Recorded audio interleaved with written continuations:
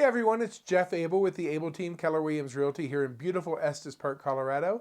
Today we're going to take a look back at the market stats from October 2020. Let's get started.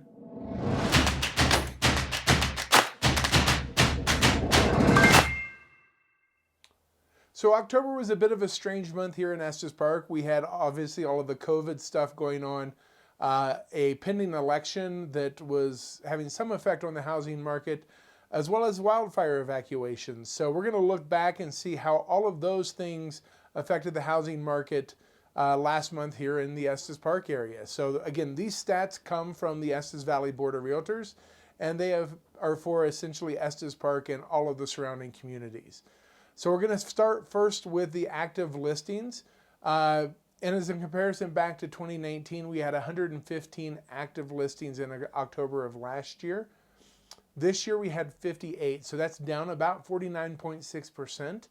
Again, lower listing inventory. Listings sold actually went up from 31 last year in October to 56. So that's an 80.6% increase. So we had low inventory, higher sales despite everything else going on, which leads to a very, very strong seller's market here in October. So that strong seller's market in October is just a continuation of that strong seller's market we've seen throughout the year. And so as we look at year-to-date numbers, last year, 2019 through October, we had 251 units that had sold in the single-family residences. This year, we're at 295. So again, that's up about 17.5% over where we were last year, year-to-date. And then days on market last year through October was about 106. We're down about 18.7%, averaged about 86 days on market so far this year for all of the listings in the single-family residence category. Okay, as we look at the volume for the month of October, over last year in October, it's up about 40.9%. So again, volume is the total value of property sold in the single-family residence category, up right at 41%. Year to date, we're up about 26.4% in volume for the year. So again, the market continues to be a strong seller's market through the end of October. Median home price, and this is kind of what everybody looks at as far as is that median price going up or going down. Last year, we were at $500,500. This year in October, median home price was $590,500. So up about 17.9% over last year for median home price as well. So that's a synopsis, a quick look at all of the single family residence stats. Next, we'll move into the attached dwellings. Okay, in the attached dwelling category, and that's our townhomes and condos, we're going to take a look at stats from October versus 2019. In the active listings, we had 36 active listings in October of 2019. We were down to 13 this October, so that's a 63.4% decrease in the number of units available to purchase. So inventory super, super low this October.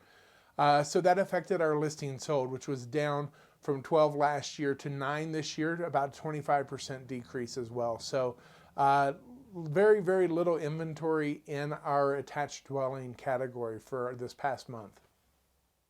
So despite the low inventory in October, our year-to-date numbers are actually still looking pretty good. Last year, year-to-date, we had 89 sales in the attached dwellings through October. This year, we're up to 118, which is about a 32.5% increase. Average days on market, we've actually seen go up a little bit. And again, part of that is still carryover from COVID and the shutdown, but we're from 77 up to about 80, so only about a 4% or so increase in days on market over last year, year to date. Next, we want to look at that monthly volume. And so again, this is the total amount of the value of attached dwellings sold in October. And over October last year, we're down about 28.8%. Again, that's just due to that low inventory and the low number of units that sold. Year-to-date volume, we're actually up about 9.8% over last year at this time, though. So again, it continues to be a strong seller's market for attached dwellings, but low inventory is affecting the volume and the number of sales that are happening. Median price, we're actually seeing a decrease in the median price in the attached dwelling category from about $327,250 down to 292 in October. And again, about a 10.8% or so decrease in that number. Again, that's just partially a result of low inventory and the types of units that are being sold. So with that low number, we're seeing some of the lower end, more affordable condos being sold this fall, and some of the higher end vacation rentals and some of those higher end bigger condos just aren't hitting the market this time like they did last year. So that's a snippet of the attached dwelling situation for October 2020. So that's a quick snapshot of the real estate market here in Estes Park as of October 2020. Thanks for tuning in. If you have any real estate related questions, please feel free to reach out to Julie or myself. Give us a call, leave a message in the comments. However it works best for you to get in contact with us. We want to be a resource for all of your real estate related needs here in Northern Colorado. So again, thanks for tuning in. It looks like the fires, the COVID, and the election didn't have a drastic effect on the real estate market in October. We're seeing kind of some of that continue in November with a little bit of a slowdown, but again, a strong seller's market moving through the end of the year into spring is what we're predicting. So again, thanks for tuning in. Be sure if you found this helpful to check out our other videos up here, and we would love you to like and subscribe as always. Thanks a lot. You guys have a great day. Bye-bye.